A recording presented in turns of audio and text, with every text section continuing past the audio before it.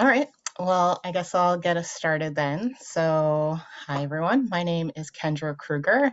I am a engineer, scientist, and educator and artist too. I'll be presenting today with my partner Zahra Hassan, and we'll be talking about our Engaging STEM toolkit. And just a little bit of background, I've been working as a science educator for about 10 years. I started a platform called For Love and Science, which was all about teaching science from a heart-centered approach. And just last year, Zahra and I connected to teach a class for the Society of Poetic Computation called For Love and Science. It was a journey of reclaiming science through ancestral and intuitive practices. And through that, we really start to document some of these ideas and concepts of how to teach science from this kind of approach. And so when we saw the opportunity to work with the Processing Foundation, thought it was a great opportunity to dive deeper into that. So I'm going to pass it off to Zahra now to introduce themselves and also talk a little bit more about the vision for our project. All right, awesome. Thank you so much, Kendra. Hi, my name is Zahra Hassan. I'm a writer, researcher, and educator from Vienna. I have roots in Iraq, and I come to this project with a background of an interdisciplinary master's at NYU, where I traced Iraqi orange trees around and really got into the history of colonial botany attached to that. And I just found it fascinating to get into different practices of knowledge, production, and transfer that are necessarily just working with analytical functions and the brain, but to figure out what it means to tap into your senses and see what sort of knowledge comes to the foreground if you do so. And I think that has been an incredibly enriching and engaging practice that Kendra and I have been honing over the last year. That has been also just really fun. And I think that's one of the hearts of our For Love and Science project and of this project, where it's about creating STEM education that is engaging. I think with the toolkit that we developed throughout the Processing Foundation fellowship over the last couple of months, our goal was to really create a toolkit full of the lessons that we've gathered over our own practice, essentially to do science education otherwise, to bridge different disciplines, to bring together the sciences, the arts, the humanities, to learn from each other and also to bring about different forms of knowledge making. And I think that the result has become a very lively and fun toolkit that's full of tips on how to essentially, make science education more accessible, how to make it more fun, how to pass on knowledge without being extractive, how to get conversations going, how to get different sorts of people into a room and make them feel comfortable there, how to hone a practice of, creating a space where learning is something that organically, both online and offline for different types of learners. I think another thing that has been really important here was to find ways of situating knowledge in a different tradition, in a space, in a certain time where it becomes relatable to people and where students, learners, practitioners can find their own approach um, to science, to learning, and how to apply their own lessons from the classroom into the world. So I think some of the most important streams of this toolkit is really like working with place-based knowledge lessons, giving teachers examples on how to get into a practice that really allows them to move closer to the world. And I think another really big part was to think about technologies differently in a non-mechanical way, trying to get into a sensory and physical practice, which is to say how to use senses and the body as technologies to tune into the world, to get to gather data, to make sense of it in a different way, to recognize patterns. And I think maybe a last shout out, very vital for this project and this practice was to learn alongside the processing community. We've had incredible teachers, learners, mentors around us who really brought this project about with us. Definitely a shout out to our mentor, Shin Shin, to Nyan Fan, who has a very, I think, similar, very, very interesting project that everybody should definitely check out. And to Mathura Govindarajan, who also shared their knowledge so generously with us and made it what it is today. So with that, we're going to take a little tour around our toolkit, which we have created in a website form. So I'm going to share my screen. Oh, I need sharing abilities. All right, I need to go. Okay, hopefully this looks decent on your pages. So we have situated our website on the domain engagingstem.com. So follow along with us if you like. And we actually have two domains right now. We also have inclusivestem.info that we were playing around with, but we've decided to go with engaging STEM because we like the idea of engaging with the idea of what science is and also engaging students in science and STEM. So this is our little website that we've built from scratch. Well, through WordPress and all of that, but with the help of Christian Lundell, thank you also. But we've done all of the design work ourselves. So it's been a super fun process for us to go through this in laying out kind of the storyline of putting this material together. So if you find us on here, it gives us a little overview of building processes and practices for learning science from an intersectional and heart-centered approach, as we've explained, and understanding that the lab, the classroom, the world are all connected and that everybody is an expert in their own environment. And we're really looking to uplift the voices of those that have been silenced and excluded, and the vital part of working towards doing this new way of science and creating a better world. So we have a little bit about ourselves and our background, and then I'm going to just dive into our toolkit. So the way that we sort of set up the toolkit is in 3 different sections. So I really thought about how are we connecting with teachers and like preparing teachers for this journey of teaching. What are you doing before you enter the classroom, kind of setting up your roadmap of curriculums and lesson plans, and then how do you show up in the classroom? How are you engaging students? How do you develop conversations and create open and brave spaces in this kind of way? And then a collection of different activities and exercises that kind of fit into this modality. So we'll just take a little journey. And we also have some notes on our practice of trying to create these open source materials that we think it's also important to continue to cite wherever information has come from, and include collaborators and conversations. And at the end, I'll show you a little bit of experimentation that we've done for creating a bibliography in more of a graphical way. It's still just a start, but we're really trying to, again, think about like, how do we really represent all of the ways that we collectively build knowledge in these kind of spaces. So in our preparing for the journey section, we're really looking at, again, elements of curriculum and lesson planning, but also like, how do you emotionally prepare yourself as an educator to go into a teaching space, whether you've been a teacher for a long time and are looking for an upgrade, or this is something brand new. It can be kind of scary to jump into the world of teaching. And we really go into how do you go through a personal practice of preparing yourself for this sort of journey and acknowledging the times that we're in and a lot of the challenges of isolation and anxiety, and pressure that we exist in these days.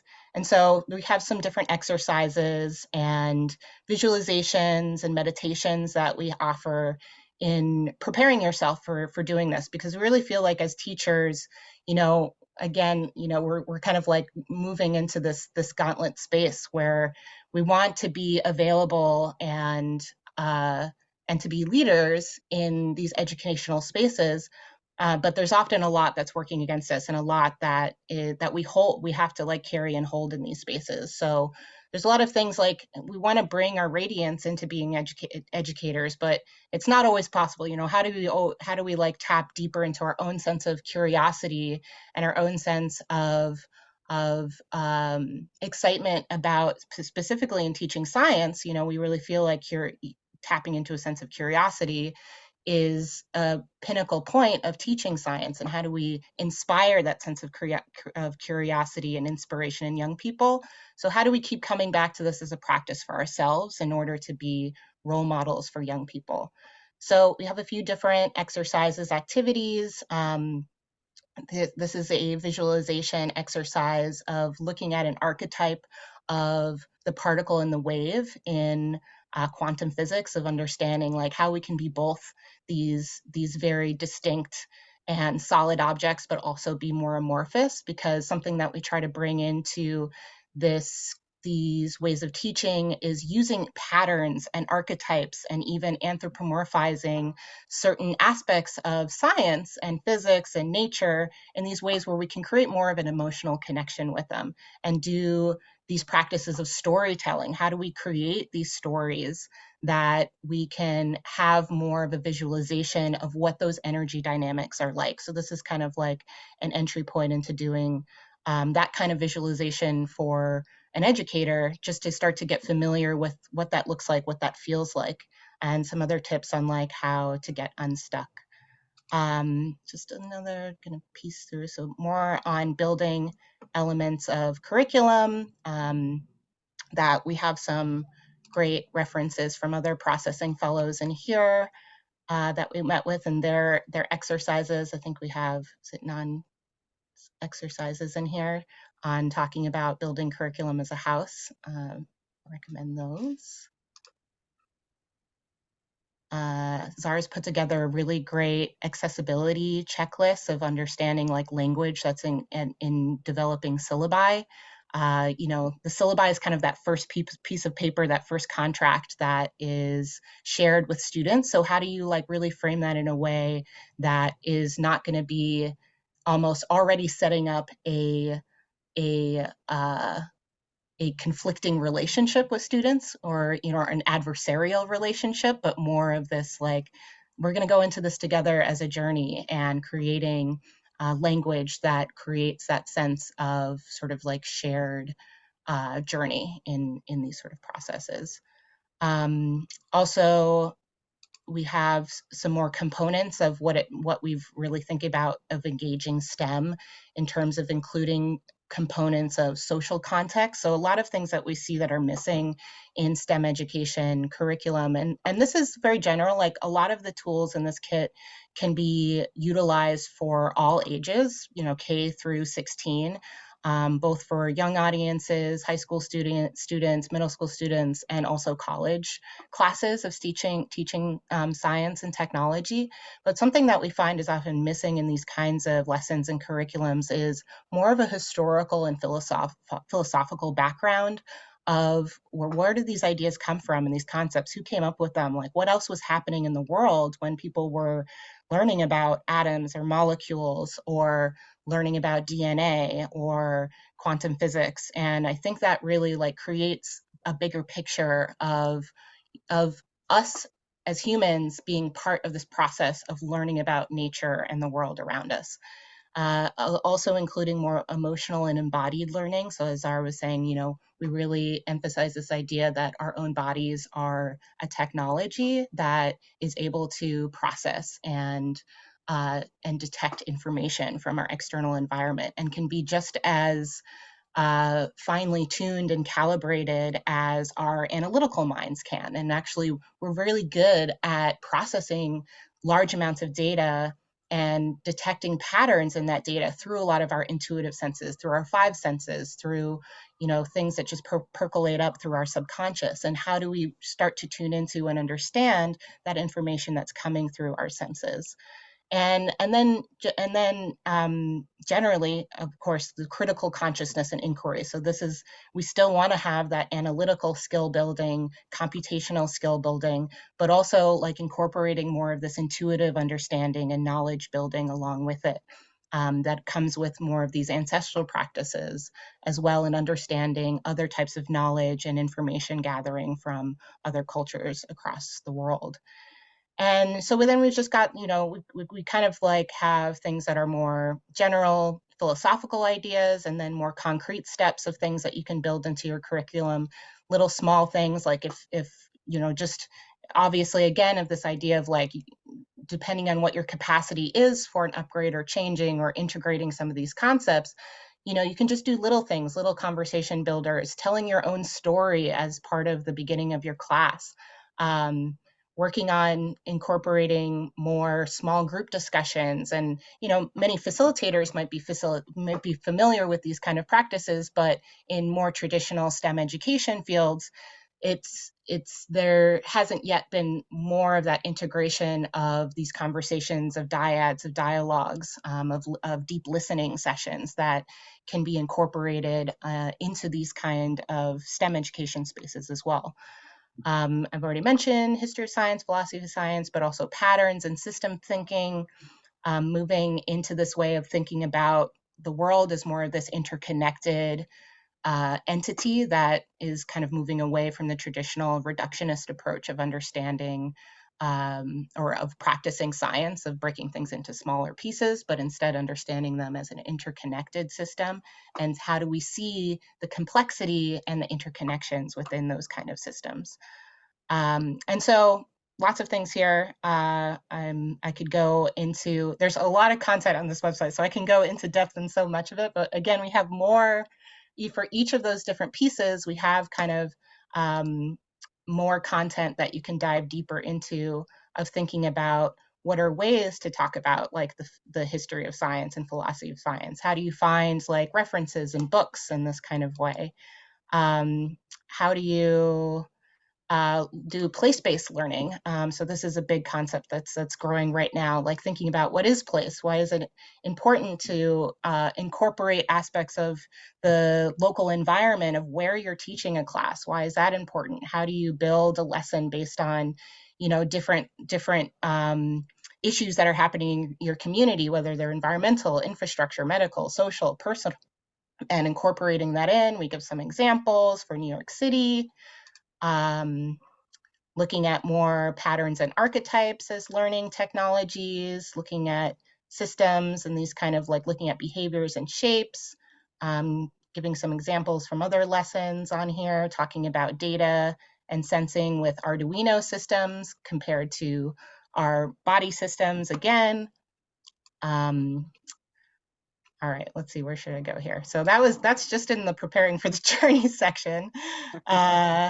And then I'm just gonna jump through. Maybe let's jump to activities and exercises again. I think this is really, Okay, see, sure. what you're seeing here is also really just the very nuggets of what we have come up with here. And behind all of these is just so many conversations about how that I think like Kendra also had to channel a lot of like practice and experience of all these years, where it's about how do you explain to a STEM educator who just doesn't work that way how to get into a physical practice. How do you improvise? How do you get into a space where you feel like you get to experiment a little bit, you get to tap into this curiosity again, you get to have this beginner's mind again, where you're looking at matter and material very differently. Like, for example, the everyday's object exercise, I think, is really beautiful because it turns people to objects around them and lets them figure out everything, like unearth everything that they know about that. And this, I think, brings together so many things of what place am I currently in? How am I engaging with this? How can I tap into my senses to understand everything that I know about this object? And this also kind of implodes the idea of the technologies that we have around us. And so I feel like here it really shows quite neatly how all of these elements are connected on this website. And I think that was just a very rich practice that allows people to tap into a more experimental sort of thinking, practicing, and bringing together different types of reflecting, meditating, experimenting themselves with the body, getting into a container that I think Kendra also just described very practically, where if people haven't really experimented with this sort of like physical teaching yet, it might be a good idea to create a sort of container that makes you feel safe enough to experiment, because you have 2 or 3 rules, and that allows you to explore in a way that doesn't feel overwhelming. So I feel like there are just so many different technologies and steps that go into that.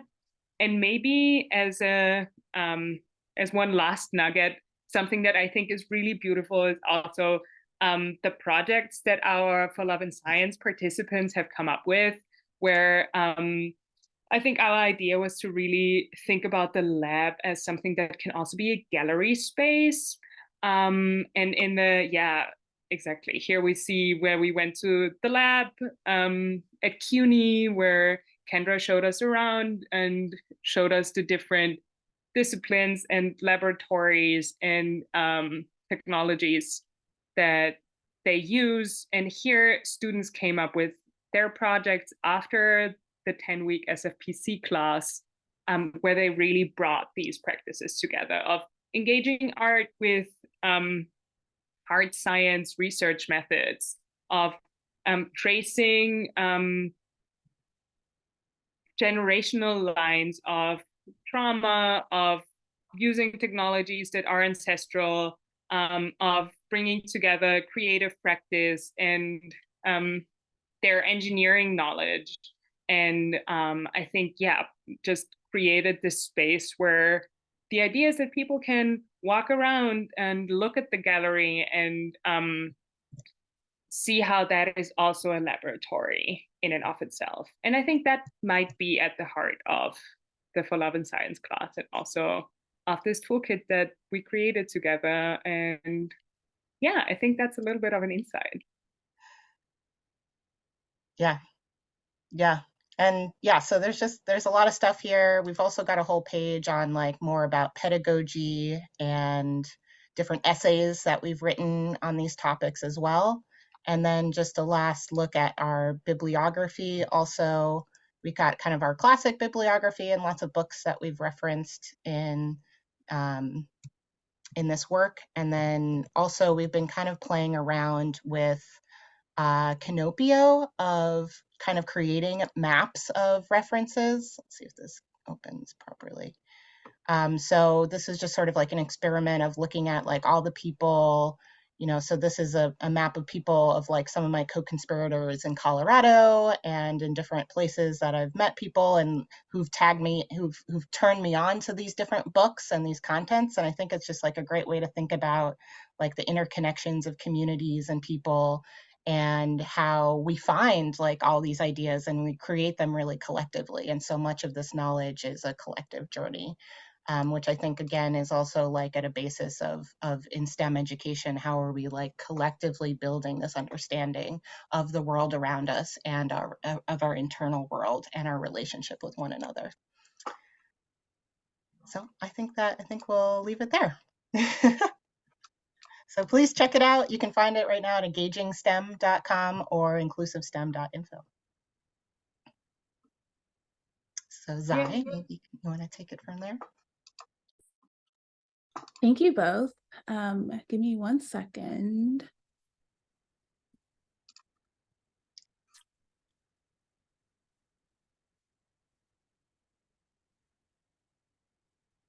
All right, can y'all see my screen? Okay, give me 1 second to just move a couple of windows around.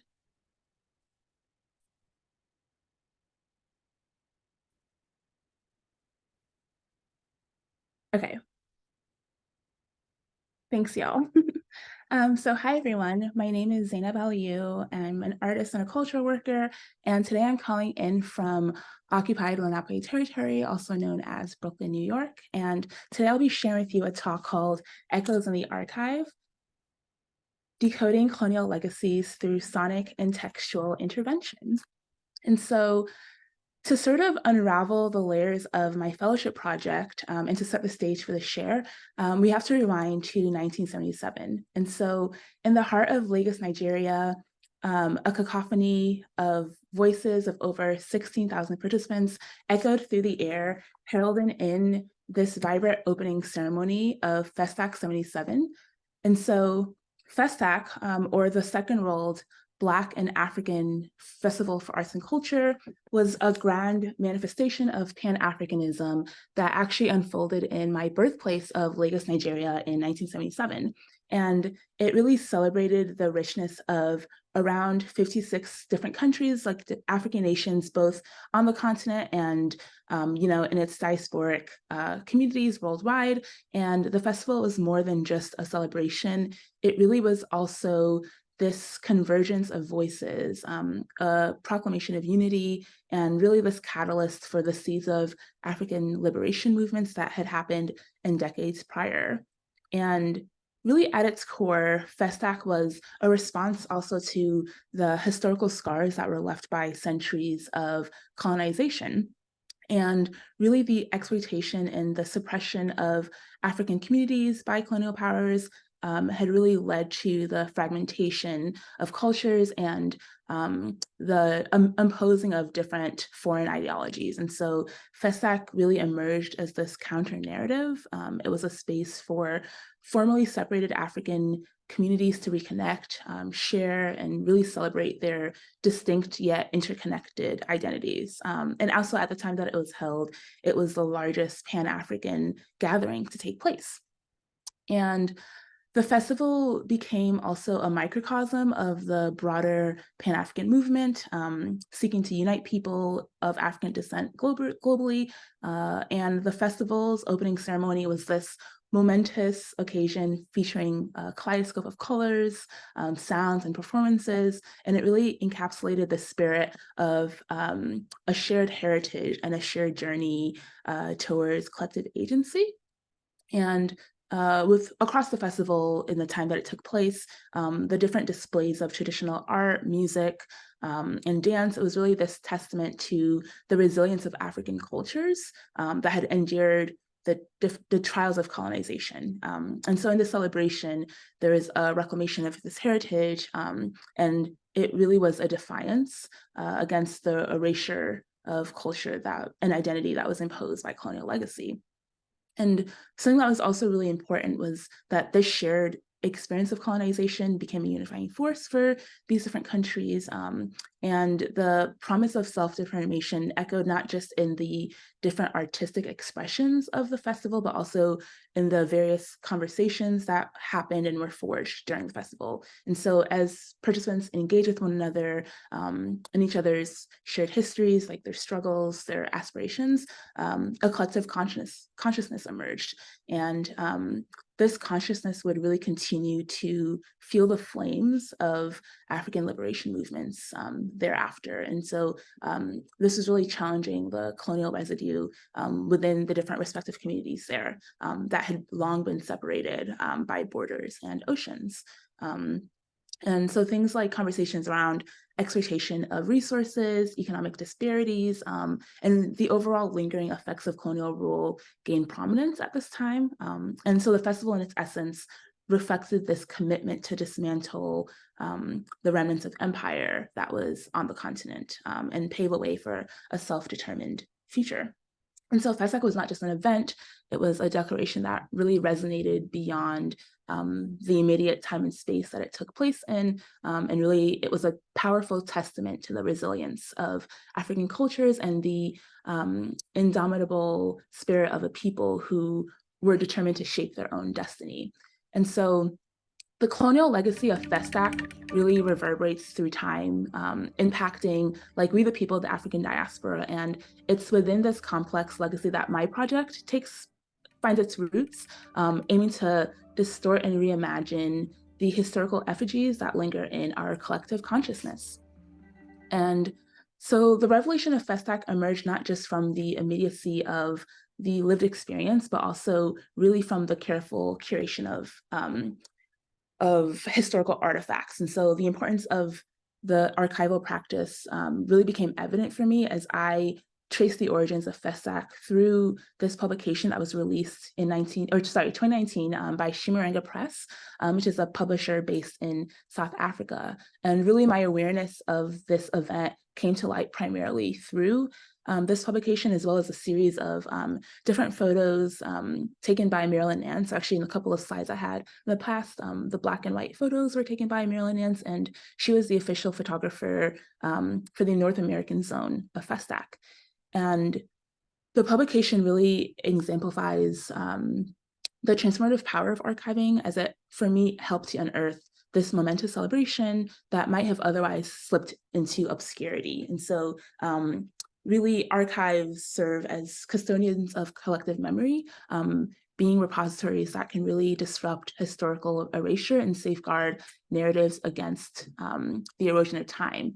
And as we know, I think all of us here know that archives are not neutral repositories or objective truth. They also are really active agents in shaping historical narratives. And so they're imbued with different power dynamics, and these dynamics really reflect the biases of those who curate them. And really the importance of archival practice extends just beyond preservation, like beyond preserving historical events, but it really also serves as a mechanism for redefining narratives that have been distorted by colonial perspectives, which often perpetuate silences and exclusions. And so they're not just artifacts, but they're really living witnesses to the joy, the pain, the resilience of communities across the diaspora in particular. And so in the context of Festac for my project, the archival publication really became this counter-narrative for me, seeking to disrupt the historical erasure that was really imposed by colonial forces, and really challenging the selective amnesia often present in historical records. And so my work also exists within a lineage of historical and ancestral knowledge and experiences that really spans years, spans centuries. And so I'm speaking to archival interventions by Black scholars that really underscore the urgency of challenging dominant narratives, underscore the urgency of acknowledging the inherent subjectivity that's embedded in archival practices. And so for me in particular, working within a Black feminist framework, scholars like Sophia Noble and Saidiya Hartman have really contributed significantly to discussion on decolonial archival practices.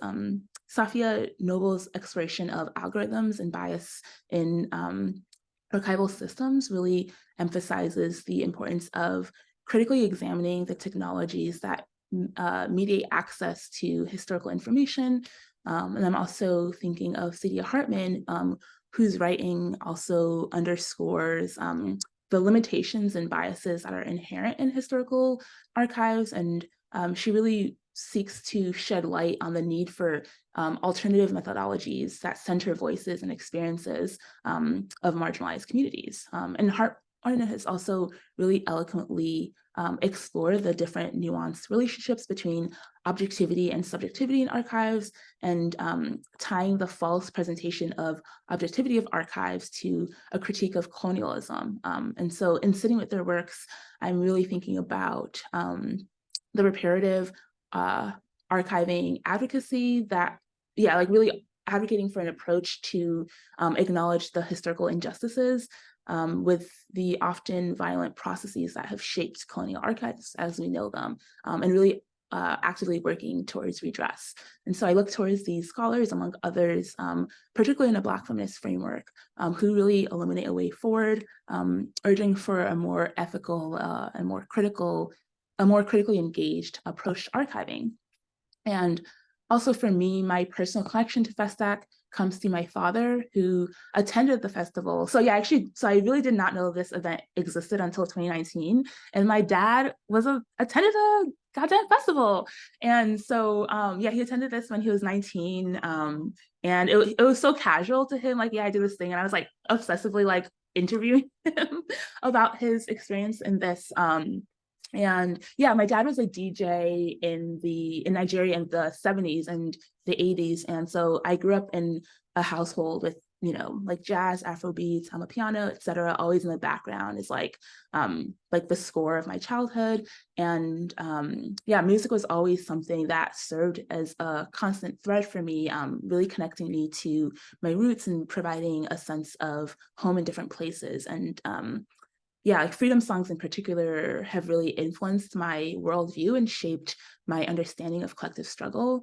And so my father's personal archive of musical instruments across the diaspora, this rich collection spanning continents, really serves as the backbone of my project. And it's really not just a collection of artifacts, but really like a living testament to the diversity and resilience of Afro-diasporic cultures. And so with this historical backdrop, I want to, okay, I'm gonna pause because there's some audio, so I can't talk over the audio, but yeah. So with this historical and critical backdrop, I want to introduce my project, which is called Freedom is a Durational Practice.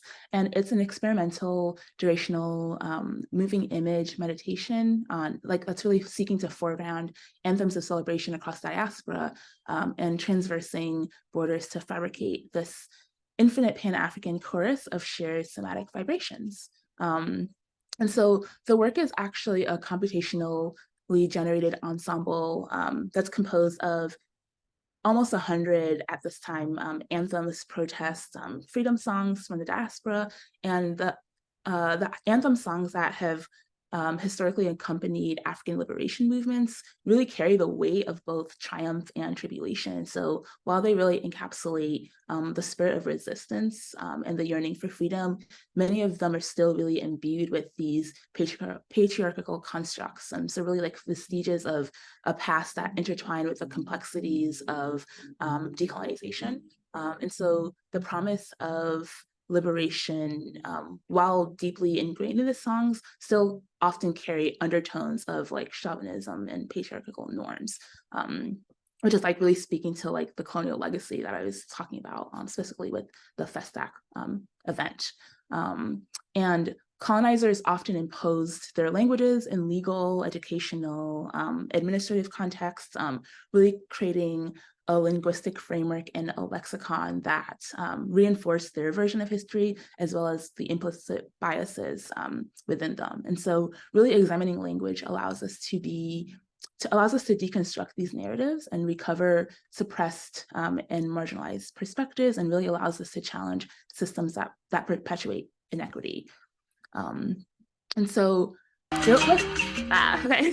I'm gonna lower sound. Okay, so yeah, so built with P5JS within this project, this is like a close-up of it. I'm using different computational methods to really defamiliarize and decontextualize the patriarchal constructs of the language. And so really altering them enough to make them visible again and exposing the different social norms and values that they expose. And so in this project, I'm thinking about when the lyrics are decontextualized and resurface in a different order, like what do we learn? What social values and norms do they expose? And also working with P5 was also a deliberate decision for me, just based on its versatility and accessibility, P5's user-friendly nature, and really its commitment to extensive documentation made it an ideal platform for me to work with for realizing the vision of this project, and also thinking about the just sort of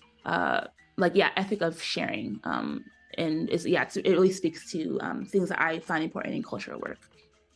And so with this work, I'm also drawing upon Saidiya Hartman's notion of the chorus in her book, Wayward Lives, Beautiful Experiments. And as you kind of saw from those visual renderings I brought about here, I'm sort of surfacing like quote unquote wayward compositions that is seeking to distort the colonial residue and remnants of empire in our ongoing struggle for liberation. And so the project as a whole is a browser-based, like non-linear film is sort of what I'm calling it, an experimental film that is infinitely playing, and it resets at the beginning of every hour. And like I mentioned, in terms of the sound is actually composed of that living ethnomusicological archive that was started by my dad, continued by me, and just within the family, really. And this archive, I've been collaborating with my father to continue to assemble this, make sure it's archived and documented. And it's composed of different instruments across Africa, the Caribbean, and the Americas. And so within the piece, anytime a country is referenced in the text, a sound from an instrument of that country plays. And really through this assembly of the ethnomusicological archive of sounds and lyrical text, my project is also seeking to serve as a cultural repository that, and really kind of thinking about how we preserve Afro-diasporic cultural heritage to make sure that these histories are documented, celebrated, and accessible to future generations. And so, yeah, I really hope for this work to also inspire ongoing critical discourse around power dynamics, societal structures, and the ways in which language really shapes our perceptions. And yeah, so I want to end with this quote by Saidiya Hartman. Beauty is not a luxury, rather it is a way of creating possibility in the space of enclosure, a radical act of substance, an embrace of our terribleness, a transfiguration of the given. It is a will to adorn, a proclivity for the Baroque, and the love of too much. And so really, yeah, like in this durational meditation that I'm presenting in my project, beauty is emerges as not just an aesthetic indulgence, but really acts as a force to disrupt like these enclosures, and those enclosures being like these patriarchal constructs of language. And so I'm also inviting us to engage with our history and to really confront the complexities of our past by distorting and really transfiguring the enclosures of these given narratives. I'm sort of embracing like the quote unquote terribleness of these historical residues and really seeking to transmute them into something new, something that's resonant, something that's liberating. Really just thinking about how all too often the narratives that we're confronted with really strips us of our agency and really asks us to wonder, like, how do we look for how do we look towards a world that's so broken and still see possibility in it?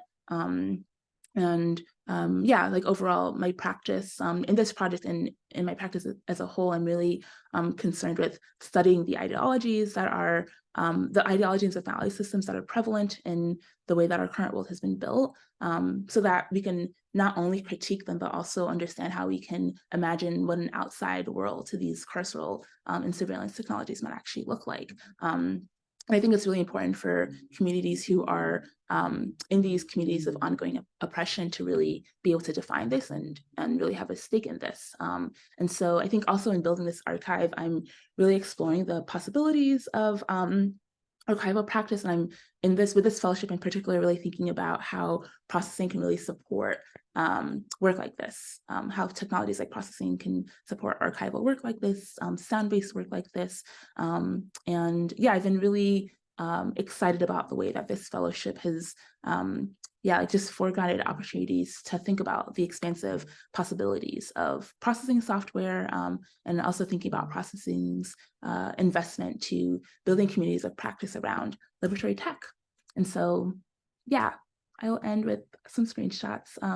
United in the archives, hoe in hand toppled colonialism. It will be free or die. Thank you.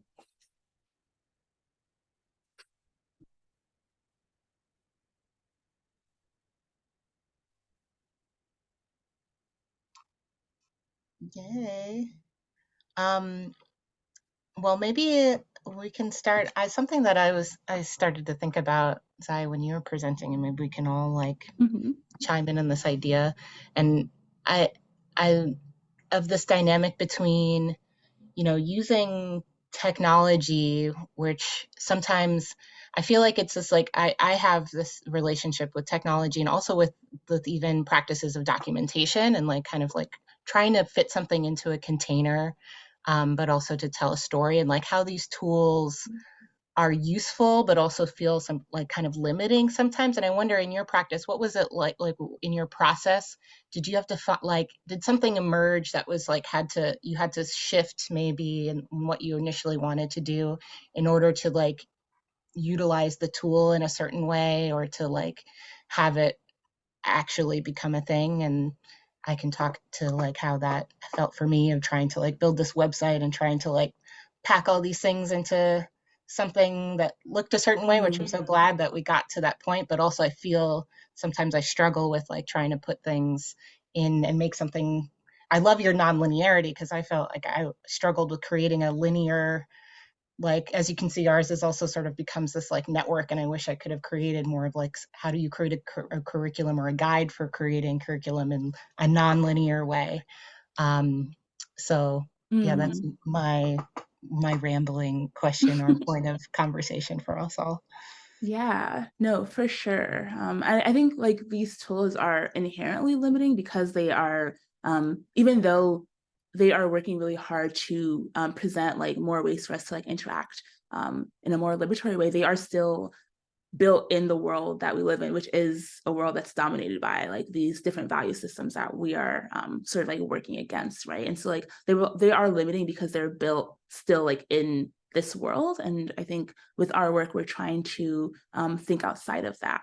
And I think, yeah, for my project in particular, I think one of the things that came up is wanting to build this in a way that it's a living archive, not just working and saying like, okay, this is like a complete archive of like text and sounds like, and it's done, I'm just presenting this. Like I wanted to sort of think about like, yeah, both speaking to like the non-linearity of it, but also the sort of like living archiveness of it. I'm sure also to your work, like you're thinking of like continue to build out this curriculum for time to come. And so I think, yeah, for me, that was something that I was wanting to prioritize in this work, is sort of thinking about how can I build it in a way where it's okay that it's an incomplete archive right now, and knowing that I will continue collecting text, I will continue collecting sounds, and I want to continue to like imbue those new discoveries into this work. And how can we build in a way for like incompleteness as like a value, knowing that this thing is not complete, and we will always add on to it, and hopefully we can always add on to it. Yeah, I feel like something that also resonated with me a lot and feels like it's part of this conversation is I think something that maybe we've been struggling with a little bit was also finding ways of mapping certain practices that maybe don't want to be mapped. So when we try to break down certain phenomena or try to write down instructions for something that is maybe a little elusive, how do you do that in a way that isn't engaging with the same practices of like grasp and graspiness? So how do you sort of like preserve the mystery when you work with yeah, traditions, legacies, and knowledge that maybe also doesn't necessarily want to be made legible? Yeah, no, that's such a good question too. And I think it's like, yeah, that makes me sort of think of like both things that don't want to be made legible and things that just aren't legible because they weren't preserved. And so we can only do so much retroactively. And I think, yeah, like even in working with like subjective archives, like I think it's like, yeah, like really interesting working with my dad, who like, yeah, I guess he wouldn't consider himself an artist. Like, I don't know. It was really, I like sent him a screenshot of the pictures that I was in to get his consent for including him into this presentation. And I think he just, yeah, he thinks it's like anytime I include my parents into my art practice, which I actually do quite often, they think they're just like, they're like honored to be, they're like, oh, like these silly old photos of me in the 70s. Like, who knew that 50 years later, my daughter would be putting these in a presentation for who knows who will see. But it's like, yeah, it's also like working with archives that are created by people who do have their own decisions about like what they want to keep and what they want to omit. And I think it's about like, at least to me, like when I think about that, it's like embracing that subjectivity and not calling this archive like the be all know all of all things, like being really explicit about what this is, what it isn't, who it's for, who it's not for, and not needing to like generalize that and bring that generalization into a space that enforces marginalization. You know, like we can be really specific about what things are and what they aren't, and who we're serving, who they aren't, who we're not serving. Yeah. Yeah, no, I think about also like that, yeah, that dance between also, needing to like Zaya, as you were saying, like to not have the past be erased or, written by a dominant narrative, but and in the same way with the way that we create, in this way of creating kind of curriculum and starting to push the boundaries of what is traditional curriculum and bring in like these other ways of knowledge building and these other ways of teaching that are even, there's still like this huge divide between, I think, more progressive, just like regular educational models and like STEM education models that are still like very rooted in, analytical and these sort of more emotionally removed ways of doing learning. And we're learning so much now, like it's like so important as for the student to be engaged in that emotional and have all these other aspects of like the full child that's going to be activated in all these ways. So yeah, how do we like also like still put something out there, to be that can be used and that can be, to know that like these resources are out there and this information and this past is out there and these records are out there and these, this music is out there, and that it can still have that lineage of connection, Mm. to us today. And it's, yeah, it's always that dance of figuring out how to do it, but not replicate it in the way where it then Mm. becomes just the same as like another dusty archive or dusty toolkit that no one's gonna Mm. engage with. And some kind of playful, I think it's cool that we've all kind of figured out a way to be like a little bit playful with it too, is the Mm-hmm. important part. And Yeah. Yeah, and a question that I have for y'all too is, I'm curious about how you might think about like actively involving like participants in in like shaping the direction of the curriculum that you've also shared in a way that might also allow you to like shift like more traditional educational hierarchies. Like here's if you've thought about that or how you've thought about that at all. Yeah, I think we thought a lot about that, in terms of how to create a space that is really co-led. I think that's something that Kendra also often stresses in her practice, where the teacher is the facilitator who holds a space, but everybody else is an active participant in that. And I think in the parts where we were um, writing about how to kind of create a different sort of space where people can speak freely, even if they are not in a traditional like school of thought, if they are not socialized in the West and are white and come from a certain class. How can we create a space where these people still feel like they are allowed to speak and they will not be cut off or sidelined? And I think that we tried to articulate a couple of protocols where people could